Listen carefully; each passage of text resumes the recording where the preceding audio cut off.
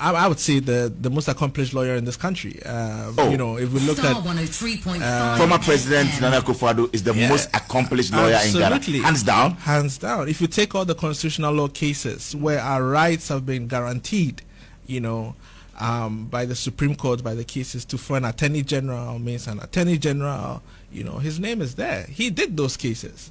You know, and those cases are consistently cited in every constitutional law case. If that is not accomplishment, then what is it? You know, so then you're working with this man, and you have to be on top of your game.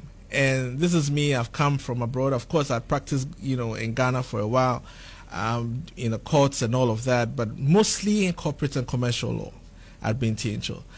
And so you end up here and you have to really know the constitutional law and know things. But what I realized, I mean, I got thrown in the deep end because you're asked questions, for instance, how is this person going to be appointed? What are the laws that, you know, come into play, and so on and so forth? And then you have to do a lot of research. Were you petrified at the beginning? Were you afraid? I was, I would say, overwhelmed. To some extent, the imposter syndrome kicked in.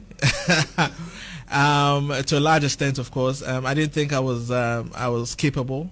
I started looking around for sort of material that could help me to be able to come up to speed. I was looking for books. I turned to the United States because they have a White House counsel. So I turned to the United States to look, and I found a book that was written by, I think, a deputy legal counsel at some point in time during maybe Lyndon Johnson's time. And, you know, he gave a lot of advice. But one thing that stuck with me was, like, be sure to have the first drafts, because then you'll be able to direct what is happening.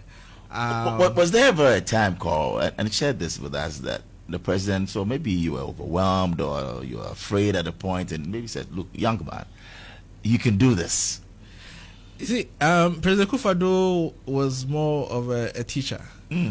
So in a way, I'd say the fourth floor of the presidency was more like chambers.